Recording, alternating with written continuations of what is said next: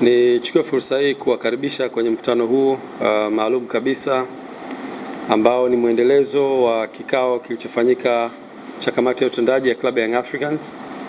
Ajenda kuu moja ambayo ilikuwa kwenye meza yetu ni mjadala na mazungumzo yanayohusiana na pande mbili ambazo zinakuja pamoja kujenga mradi wa uwanja wa klabu ya Young Africans.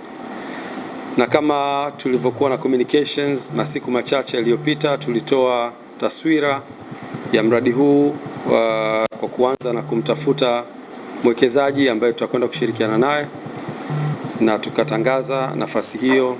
Na baada ya hapo tukapata fursa ya kualika makampuni mbalimbali kuomba, na baadaye kupitia kwenye mchakato ambao uliongozwa na kamati yetu ya utendaji, na hatimaye kumpata mwekezaji ambaye atakayeenda kushirikiana na klabu ya Young Africans katika ujenzi wa uwanja.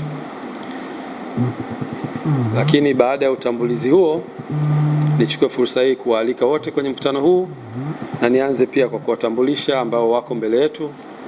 Upande wangu wa kushoto tunaye makamu wa rais wa klabu ya Young Africans Arafat Haji, na kushoto kwangu kwa mbali yuko Gerard Kihinga, mjumbe wa kamati ya utendaji ya klabu ya Young Africans, ambao kwa pamoja tulikuwa na kikao hiki. Na kulia kwangu ni mtambulisha Mr. Ghalib Said Mohamed, mmiliki na mwanzilishi wa kampuni na makampuni ya GSM Group, ambao basically wao ndio washindi wa partnership na klabu ya Young Africans kwenye ujenzi. Kulia kwangu mbele zaidi yuko dada yangu Cheni, ambaye yeye ni mkurugenzi wa procurement na miradi kutoka kampuni ya GSM Group. Baada ya utambulisho huo, na wote mnafahamu ya kwamba wiki mbili zilizopita tulitangaza kampuni ya GSM kuwa ndiyo partner wetu kwenye ujenzi wa uwanja, na hii ilitokana na process ambazo tulizitangaza kama nilivyosema awali, na tukasema ya kwamba baada ya hapo tutawasiliana na GSM Group kwa ajili ya kuwapa namba moja, kuwajulisha kuhusu kufanikiwa kwao katika maombi ambayo waliyaleta kwetu, na la pili kuwaletea yale mahitaji ambayo klabu ya Young Africans inataka kuyafanya kwenye uwanja huo. Nitoe taarifa kidogo kuhusiana na mradi wetu. Ni mradi wa uwanja ambao tunatarajia kujenga katika eneo letu iliyokuwepo mitaa ya Twiga na Jangwani, ardhi ambayo klabu ya Young Africans ilikuwa inaimiliki kwa muda mrefu, lakini ardhi ile ilikuwa haipo katika shape sahihi.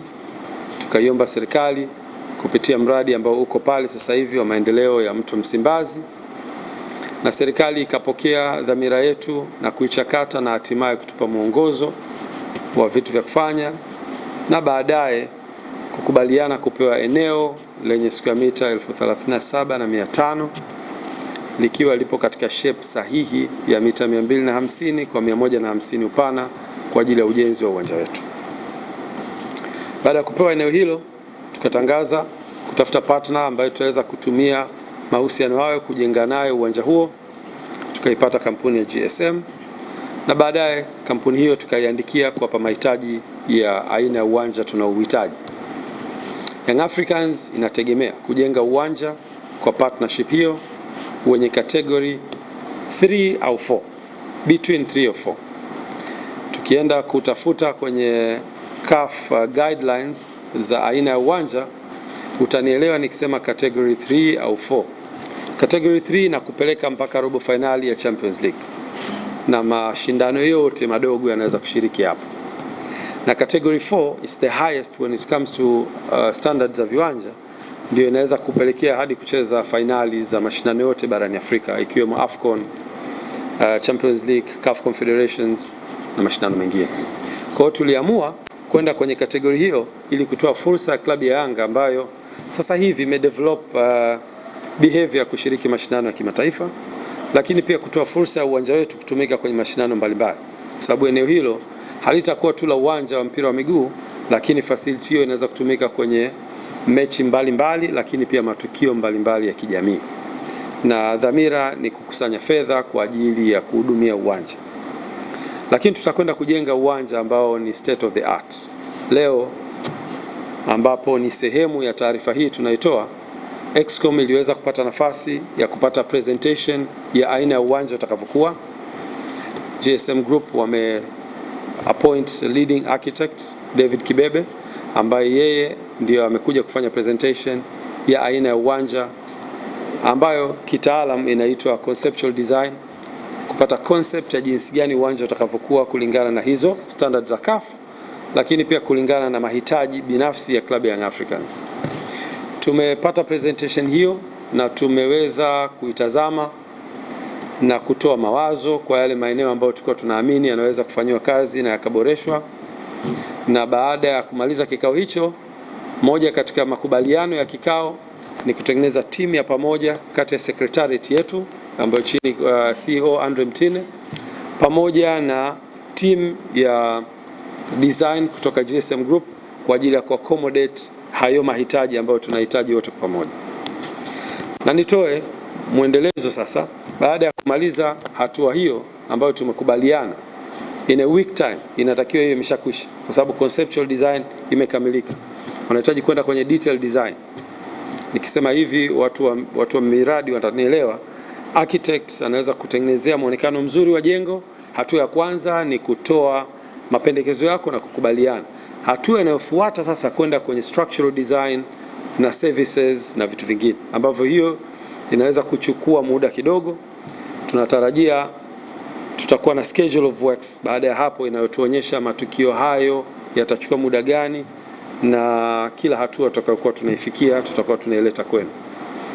Kwa baada ya kufanya kikao cha leo na kupata conceptual design, tumekubaliana na tumeridhia kwa asilimia zisizopungua 90, machache kama asilimia 10 ndio yatakayokuwa na mabadiliko kwenye mchoro huo. Kwa hiyo tumekubaliana ndani ya wiki moja hayo yatakuwa yamekamilika. Baada ya hapo, wiki inayofuata tunatarajia kuwa na kikao kingine kitakachokwenda gharama.